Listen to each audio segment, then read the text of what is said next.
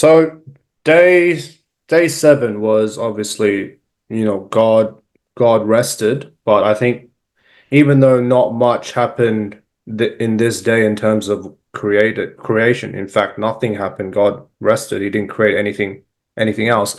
But I think it's important to discuss the concept of God resting because I know some people that literally think that God was fatigued and was tired and needed a rest. But in Isaiah chapter 40, I think it says that our God never wearies. So yeah, why did God choose a day to do nothing and just sit back? If yeah. Mm.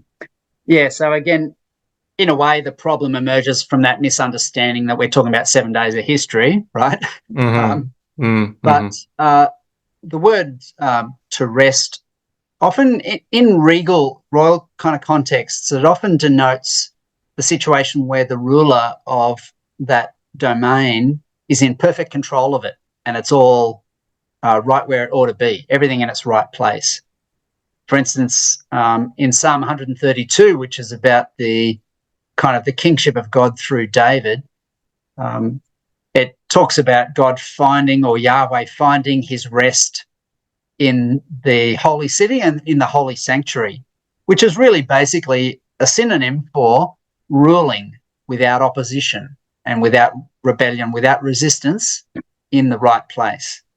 So you could say that by the end of day 6, God is fully in control. Creation is as it was meant to be, and he's ruling it. So it doesn't really mean relaxing on a banana chair. It's got other connotations that we don't easily pick up because we're not readers of the original language. But there's an element of anthropomorphism in it too. And we're reminded not to take it literally, especially when you get to Exodus 31. It refers again to this rest, and it uses an even stronger anthropomorphic expression when it says essentially and was refreshed. And if I was to translate that Hebrew term super literally, it would be got his breath back, right? So when we hear that, we realize, oh, we're dealing with anthropomorphic figures of speech once again. Mm-hmm. But I think Mm-hmm. it's important not to lose that kind of royal or that rulership connotation. Image of God is part of that too, right? Because rulers used to put statues of themselves in various parts of their domain so that everyone knew who was boss. In a sense, we are those living statues, right? We're living representations of the God of the cosmos, put in every part of the world to represent his authority and his likeness. But also, yeah, the rest is a part of that picture as well. So I think if we step for a moment outside of our utilitarian sort of Western mindset that thinks if you're not producing something functional, like if you're not producing a good or a service, you're not doing anything worthwhile. Actually, the Sabbath, Mm-hmm. day 7 of creation is really the most important of the 7. It's the culminating, it's the climax, right? Mm. And we shouldn't be misled to miss that point by going, well, hey, Mm. there were no goods and services produced, there was no value added. We're Mm-hmm. starting to Mm-hmm. think like manufacturers again when we think that. All right, no, I get your point. So when I said earlier that, nothing was done on this day, even though pragmatically nothing was created, we should try to see it in a very different way. Hmm. So, Mm-hmm. for a Jew, or an Israelite, the original readers, the Mm-hmm. day where you did no occupational work was the best day. It was the highlight of the week. The Sabbath wasn't, Mm-hmm. the boring day. It was the best one. Mm-hmm. And it was worship. It wasn't just Mm-hmm. R&R. It wasn't just going to the footy. It was actual worship that was the culmination. Yeah. Yeah, we've gone through the creation story, but unfortunately, there's another very important figure in it. Unfortunately, that's Satan himself. So before we really get into his role in the fall of mankind and the temptation of Adam and Eve, things like that, I don't think many people know, I guess, the origin of Lucifer itself. Like the common understanding was that he was, excuse me, he was formerly an angel, but then what rebelled against God. So Yeah, can you tell me who Lucifer is and what was he before he became the devil itself, or yeah. Yeah, so here's one of those areas, I reckon, where you start to see differences between people who are theologians in a systematic sense and Hmm. biblical interpreters or exegetes, which means just Hmm. people who get the meaning out of the Bible, Yeah. right? Your theologian is more likely to tell you, here's what we believe about a devil or a satanic figure. And your biblical exegete, and I'm one of them, is more likely to say, how do you know the snake is Satan? How do you know Lucifer Mm. pre-existed? How do you know? Right. So from my side of the camp, I've got a lot more questions about some of those assumptions. Hmm. But I Hmm. think I Hmm. know how the popular impressions about Lucifer or Satan come together. And I think they involve the combination of a few Old Testament passages.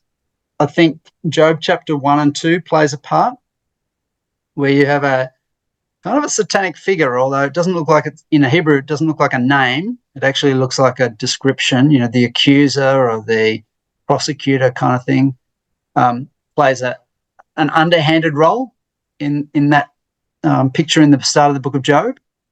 And then in Ezekiel 14, Ezekiel 28, that's the only place in the Bible where anyone by the name Lucifer turns up.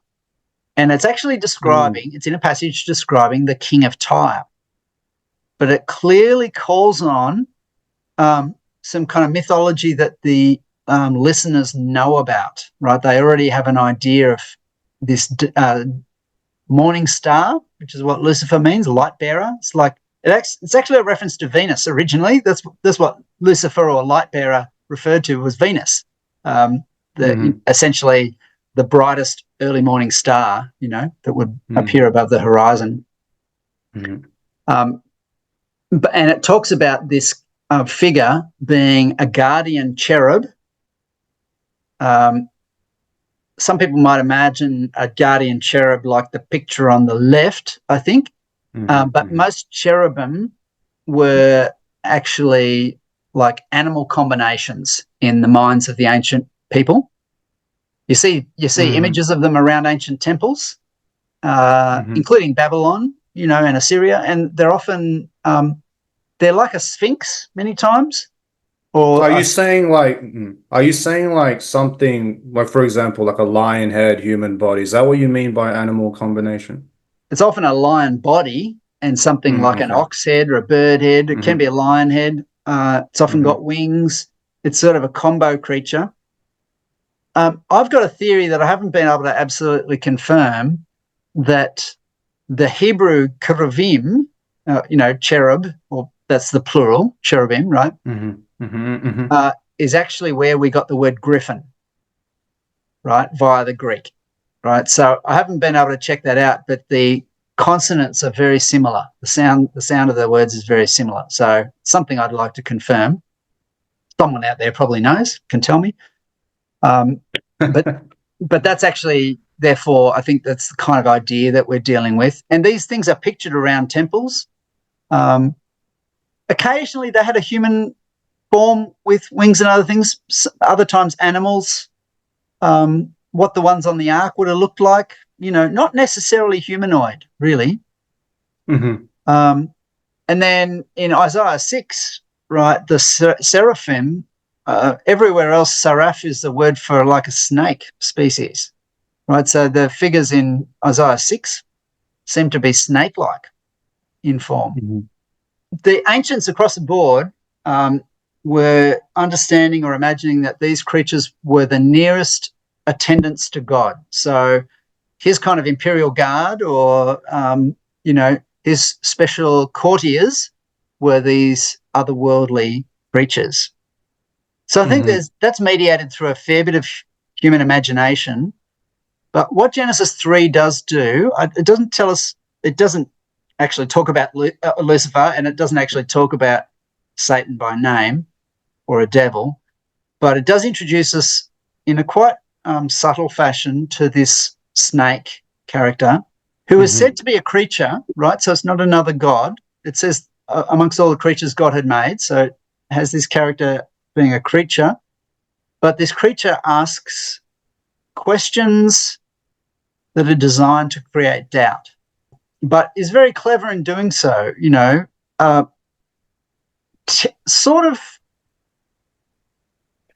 I mean, not to unpack every line of Genesis 3, but wants to get the human figures to start to wonder whether they've been cut out of the deal somehow, whether there's something they've been denied, and gets them unsettled about their present situation where they were fine before. They were, as it were, happy to be in the garden, and this character is going to get them asking enough questions that they're no longer happy until they've crossed the line that was set there for them.